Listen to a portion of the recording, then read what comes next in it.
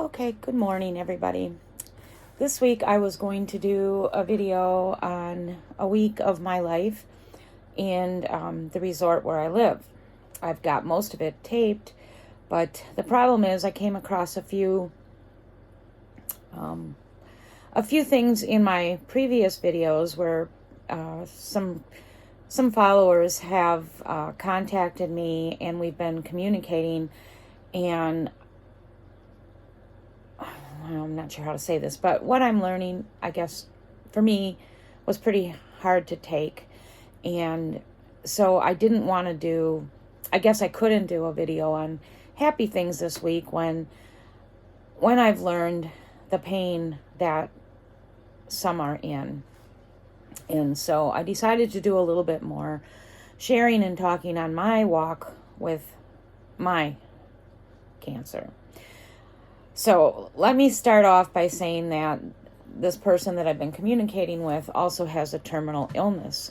However, her terminal illness is, it looks like it's going to be coming to an end pretty soon, and so her situation, while her illness is terminal like mine is, she's facing her mortality pretty darn quick. And the thing that I guess struck me in her case was she's not married, never been married.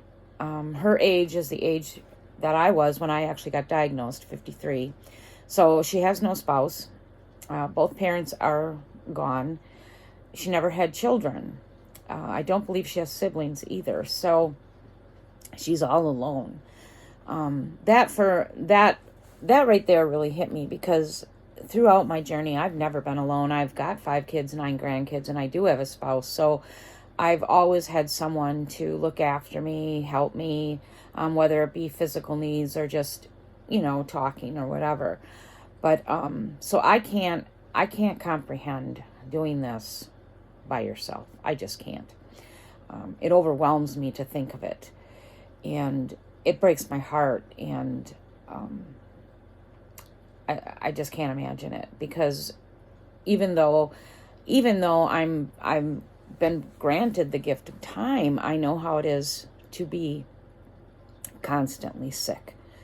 And like if I'm not physically up to making a meal, I've got someone to make me a meal. If there were times where we couldn't get meals, whether it be financially or things were going on that both of us, we just couldn't do it. So I've got that. There were times when Greg was down physically and I can't walk. So, I can walk, but I can't go to a grocery store, park my car, get out of my car and walk through the store. I can't do that. So when both of us are down, there's 5 kids that can help get what we need into our home. So to be utterly, entirely alone, it just overwhelms me with sadness. So I decided to just talk about, what are some of the things, like if any of you are living with doesn't even have to be a terminal illness, but if you're living with some type of condition that limits you in any way, if there's anyone out there that doesn't have a support system, leave some tips, because you never know who you're going to help. Like I said, I don't run across this very often. In fact, I don't think I have yet, where someone is truly alone in their journey. And so I'm a woman of faith. So what I did after I have been communicating with this person is, first I said a prayer for her, for the relief of pain. That's another thing. She has pain that isn't under control. And I initially started with that when I first got sick, but now my pain is under control. I have meds that are controlling my disease. So I don't have that issue. When I have pain, I have my pain meds, and so far they're working. So I can't comprehend that either. But I do know the pain of cancer. I know that pain, and I'm telling you, when it isn't controlled, I understand the feeling of wanting it to end, no matter how you do that. Whether you get pain meds, whether you go to the emergency room, and sometimes, you even think maybe you need to end it yourself. And that thought it's just crushing to me, because that was one of the first questions I asked my oncologist when I met him, because the pain was still so fresh in my mind because it had just happened. And it took a lot of drugs to get my pain under control. I mean, it was morphine, it was oxycodone, it was Vicodin, and it was some type of ibuprofen or Tylenol. I mean, I was taking, I think, 4 or 5 different meds to keep my pain at bay. And it took a week in the hospital for them to figure out the routine and the amount. So that pain was fresh to me, and that was one of the first questions I asked my oncologist, is when the time comes for me to die, when the pain is really bad and this regimen no longer works, are you going to be able to control my pain? And he assured me that they would. So this woman is in another country, so I don't know, what their regimens are, what they have available. I don't know any of that. I hope to find that out. But uncontrolled pain is crazy to think about. So anyway, if you have any tips, like if you are alone or if you know somebody that's alone, if there's any tips, please comment them and share ideas. Like I said, when I first learned of her situation, I prayed for her first. Then I have been communicating a little bit. And then I thought last night, after communicating with her, this woman has never had children. It sounds like she had a good career. And so I was thinking, if she has the financial resources, maybe something she could do is hire in care. And for those times that you're not physically capable of making meals, cleaning your home, changing your sheets, whatever you need to do. That was also a big one for me. When I was at my sickest, your sheets need to be cleaned, sometimes daily, sometimes several times in a day. And when you're sick, you're not up to doing that. So just those little things can keep you going. But so far, that's the only thing I've thought about is if she can afford to have in-home care, that might be a place she needs to start with. But anyway, this whole thing got me just thinking about, I've been visiting other YouTube channels, and this is not to knock other YouTube channels. This isn't my intent. But I see so many successful YouTubers, and these are mainly women. In fact, I think they're all women. But the purpose of the channel is, and these are women that are older, but the purpose of the channel is to me, it's not of substance. Like, and again, I'm not trying to knock it. So if I'm using the wrong words, forgive me, but that's not my intent, because we all need a place in life to escape the harshness of life. So we need the silly things. We need the, let's just take a day off and go out to eat. Let's take a day off and go shopping. We need those things to balance out the harsh realities of life for a lot of us. But it doesn't help. Like, it doesn't help me personally living how I've lived and live, seeing all this superficial materialistic stuff. I'm not a woman that you will open my closets and find 35 purses and umpteen jewelry, and I have the Amazon truck coming to my place 4 times a day, and I spend my days going to Sephora, or I don't even know the other makeup channels, whatever. Not that I don't do those things, but they're such a small, minuscule part of my life, because my life is mainly my disease. So yes, I go out and I shop, and yes, I go out and I do things, and yes, I'm always trying to fix up my tiny house. But I started my YouTube channel with the intent and the hope of helping others whose lives are not easy, haven't been easy, are not easy. Mine was never easy. I find this interesting. I'm going to sidetrack here a little bit, but I came across a video I was watching last week about heaven, and this person's vision and version of heaven was that while he was in heaven, he did come back, but while he was there, he was taught and told that we pick our earthly lives. We pick what we're going to go through. Like, we pick if we're going to, get married. We pick if we're going to have financial issues, or if we're going to be wealthy. We get to pick our earthly lives before we are born. I just found such humor in that, because when I was listening to it, I was laying in bed and I was like, really? Are you freaking kidding me? Are you going to try to, first of all, you'll never convince me of that. If when I get to heaven, God tells me that that's true, I'm just going to be like, really, God, why? I mean, why? Like, why would I have picked the family that I was born into? Why would I have picked to be molested? Why would I have picked the spouse I picked so that I can suffer for 45 years? Why would I have picked to be broke? Because let's get real, life is a lot funner and easier if you do have a little bit of money. And I've had a little bit of money here and there, but for the most part, it's always hand to mouth. But I mean, why? Why would someone pick? The only thing I could think of is, I'm still on my sidetrack, is that I picked it because it's taught me how to be a woman of substance. I'm not a woman of superficiality, materialism. I'm a woman who can empathize. I'm a woman who can understand the depth of life's harshness because I've lived it. I've lived so much of it, like childhood, marriage, illness. I feel like I've been dealt it all. To think that I would have picked all that, I'm more whacked than I thought I was. But anyway, now I got to get back to where I was, and I don't even remember where the hell I was.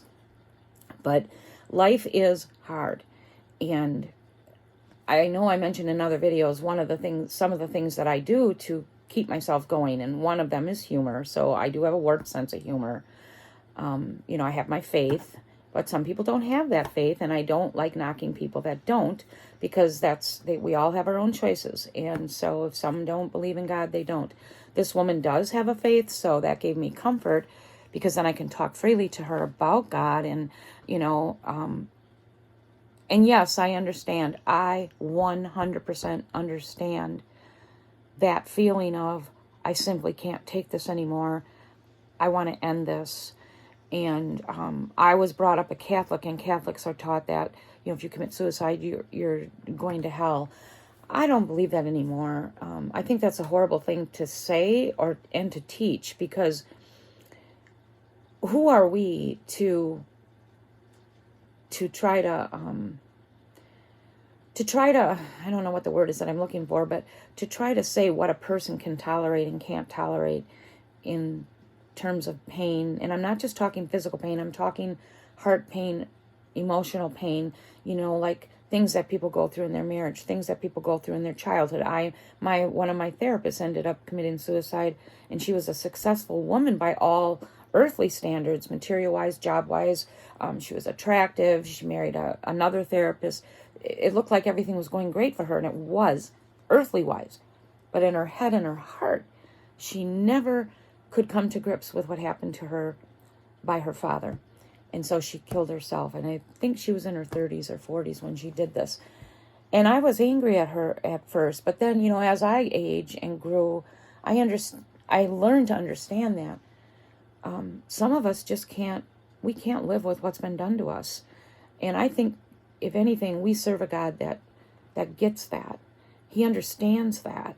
And I think when we get there, in all our brokenness, he's going to be the first one to cuddle with us and let us know, that we are okay, we did okay, the best we could with what we were dealt with. So I can't judge another person's pain. I can't tell them what to do, what not to do.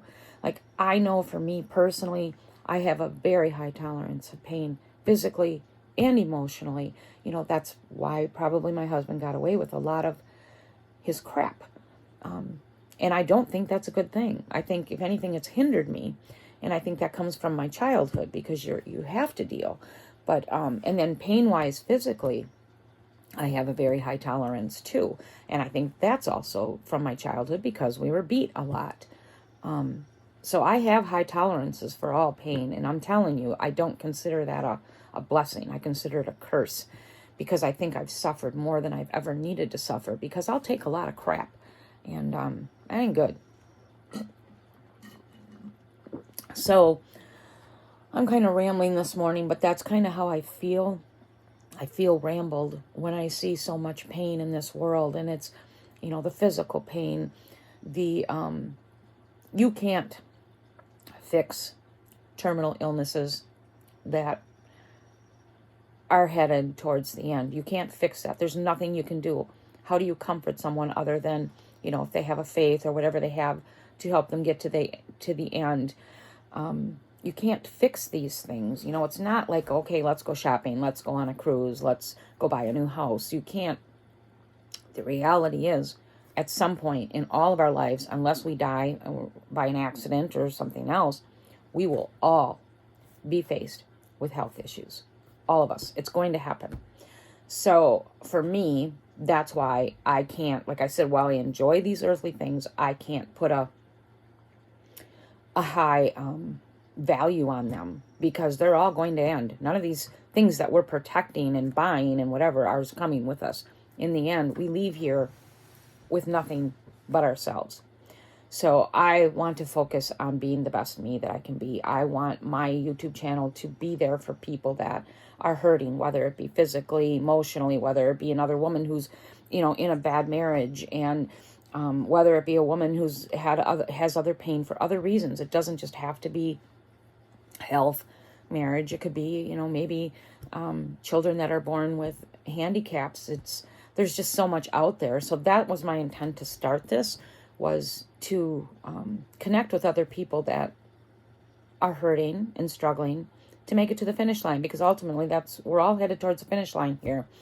And I don't care to get to the finish line with 4 mansions, 4 cars, closet full of beautiful clothes, jewelry, and purses. I care to get to the finish line thinking maybe in my life I have touched someone in some way, that I've raised good human beings that can continue on this journey and perhaps do the same thing. And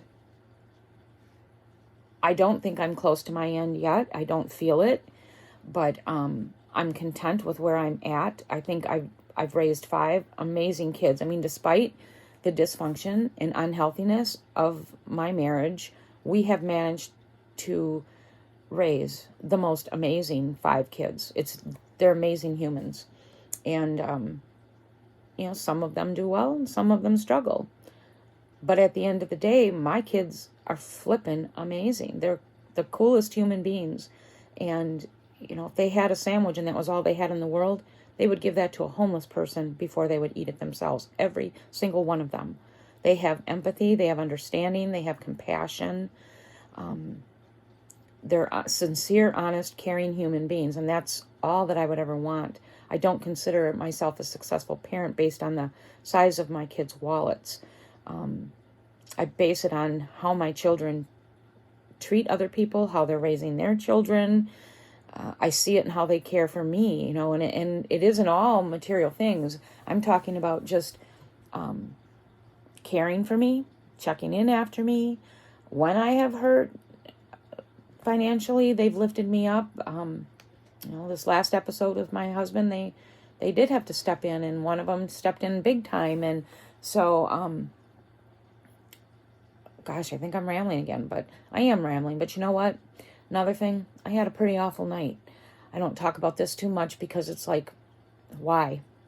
But last night was one of those nights where I pretty much was up the entire night in uncontrolled pain, and I took more Vicodin than I normally do. And it took a long time before I passed out. And then when I finally passed out, I could see the daylight coming. So I ended up sleeping in as long as I could. Just, you know, even if I get 4 hours of sleep, I can have some type of a decent day. But as I was laying there last night and trying to get comfortable and changing positions and doing all things, whatever you do to try to fall asleep, I was thinking of this woman and getting no relief at all throughout the day or night. I mean, at least I get relief when I get these. It doesn't happen very often. Maybe once or twice a month, maybe a little more, where I get this uncontrolled pain and I just hate it. And it's normally in my hip and pelvic area, and that's a hard area to, like, you can't rub it, you can't do nothing. And no matter like how I lay on my back, on my stomach, my stomach I get a little relief, but I can't like find a place to lay where the bones don't hurt. For me, that's my big issue, is because the pain is in the bones. So I'm 12 years into this and I'm still trying to figure out ways to get this bone pain where it don't hurt. And I'm telling you, there's times I literally think I'm going to remove my arm, I'm going to remove my leg, because I've had enough. So, but anyway, that's why I'm kind of rambling. I had a rough night, and my heart is heavy for this particular person because I can't come to grips with someone that can't get relief, and I can't understand how our world can be so superficial and callous and heartless when there's so much suffering around us. I mean, do we need that $1 million house, or should we buy a $400,000 house and use the other pile of money to find people like this woman, or people even like me? I don't need anything right now, but good people that could use a hand up. I mean, I've always said to my husband, just because you have doesn't mean you should have. And, like if the Lord blessed me with $1 million today, would I go buy this fancy house and whatever? Heck no. I may get a newer tiny house that fits my needs more. I would more than likely get a newer car because I drive a car that's 250,000 miles, and that's a little frightful to me. I live in a tiny house that I don't mind at all, but my bathroom is not handicapped accessible, and we hope to do that soon. But every time I go to take a shower, I think, Lord, when I get out of this shower, my shower is one of those where it's close to being up to my knee, where you got to step in and step out. If I ever fall in that tiny bathroom, it ain't going to be a pretty picture. Because it's such a tiny bathroom, I'm going to hit something, more than likely the sink and the toilet. So I could lose teeth, knock myself out, kill myself, who knows. So those are things I think about. If I'm ever blessed with money, that's the things I'm going to do. So I guess my point of this video is, how can we get to a place where those who have take the focus off of things and look for people who need help, good people who need help? I'm very aware that, and I've done this many times, I've done this recently, and it angers me every time when you help people and you find out later that they weren't deserving of it, they misused it, or they weren't grateful. They were acted grateful while they were asking, but then you find out later it wasn't good. I just recently went through something like that personally in the park that we're in, and learned that, and I made a decision. I'm now done. I'm not going to help anyone else until I know personally that the little bit that I do have, if I help, they have to be of good, sincere people, because I have so little to give, I just can't waste it.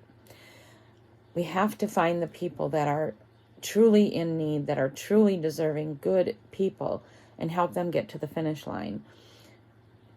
We have to come out of this materialistic things mentality. It just gives me such despair. So yeah, this was a rambling video. I'm sorry for that. If it bores you, just delete it. If you have any tips or suggestions for those out there who are suffering alone, please leave them. At the very least, say a prayer, because there's probably a lot more out there than we realize. And I just ask you to think long and hard. If you're a person that's been blessed financially, think long and hard. If you're, capable of lifting someone else's life and making their life a little bit easier, better, their day better, do it. Because it's really true. If you don't die by some other means, you will get sick, or your partner or your kids, you will go through something like this. It's a given. It's a promise, unless you die first. Because as we age, things happen. So remember that, not to ever judge or say, well, why didn't they do this? Why didn't they do this? Just find the good people, God's people, good people. I shouldn't say God's people. Anybody that is in true need and will be appreciative sincerely. Let's help them. And if you're not capable financially, always send up a prayer for those. We don't even have to know them. Like a lot of times when I pray, I'll just say, Lord, you know. I don't know, but you know. So I'm going to end this video. And I'm just going to think of that lady. I have prayed for her continuously, and I will, that at the minimum she gets some pain relief. And I'm hoping she gets back to me. And if she does have the financial capability, I'm hoping that if she hasn't hired help, that she will, because that's really right now the only idea that I have for her. So I hope you all have a great week. We finally have gotten a little bit of reprieve of the heat, thank God, because I was about ready to like go put my head in an ice bucket. So now I can go outside again. If you have any ideas of things that you'd like me to talk about, please share. It's like every time I have an idea for a fun video or an escape from the harshness of life, something happens that brings me back to these heavy topics, which I think are needed. But yeah, sometimes I need a good laugh or an escape too. So have a great week. It's only Monday, so I'm early. I don't know when I'll get this thing uploaded on, but I'm going to try to do another video this week because I have other ideas and things that I want to talk about. But have a great week, and I hope that everyone has a great day. Like my video and share it, and please subscribe if you haven't.